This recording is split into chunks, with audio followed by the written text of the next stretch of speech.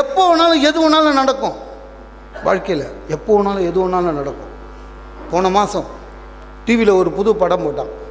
இப்போல்லாம் படங்கள் முதலையான்னு போட்டால் தான் பார்க்க முடியுது, இல்லைன்னா 500 ரூபா ஆகுது சினிமா போகிறதுக்கு. பார்த்துக்கினே இருக்கேன், திடீர்னு நல்ல படங்க, புது படம் பார்த்துக்கினே இருக்கேன், திடீர்னு ஸ்க்ரோலிங் கீழே என்னது பாரத பிரதமர் நாட்டு மக்களுக்கு ஒரு செய்தி 9 மணிக்குன்னு பக்குனாச்சு. ஏன்னா போன நவம்பரில் தான் நாட்டு மக்களுக்கு நல்ல செய்தி சொன்னார். அதே நவம்பர் டக்குன்னு என்ன பண்ணேன், அதை பாஸில் வச்சுட்டு குடுகுடுன்னு வீட்டுக்குள்ளே போய் இருக்கிற முழு 2000 ரூபாய் எல்லாத்தையும் சுரண்டி, என்ன வேணாலும் சொல்லுவார்ல, எல்லாத்தையும் ஒய்ஃபுக்கிட்டேருந்து பிடுங்கி போன மாதம் பர்த்டேக்கு என் பையனுக்கு 2000 ரூபா கொடுத்து உண்டியில் போட்டான். அதை உடச்சிட்டேன். செல்லாதுன்னு சொல்லிட்டா என்ன பண்ணுறதுன்னு. அவன் என்னப்பா கொடுத்த மாதிரி கொடுத்து பிடுங்குறியேன்னா, நான் சொன்னேன் அவரும் அதான்டா பண்ண போகிறாரு விட்றா அப்படின்னு. நைட்டாக போய் ஏன்னா பேங்க் கிடையாதுங்க, ஏடிஎம் உள்ளே போட்டு வந்து ஹப்பா 9 ஆச்சு.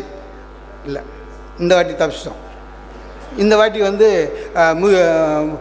முக்கிய மந்திரி பிரதான் திட்டம்னு எல்லாருக்கும் கரண்ட் கொடுக்குறாராம். போன கொடுத்த கரண்ட்டில் ஷாக்கே இன்னும் போல. அது எது வேணாலும் எப்போ வேணாலும் நடக்கும். தலைமைக்கு வந்து என்ன தெரியுமா, பிரச்சனைகள் எப்போ வரும், அதை எப்படி கையாளணும். இது தலைமைக்குன்னு இல்லை, சாதாரண ஆளுக்கு எப்படி வேணாலும் வரும்.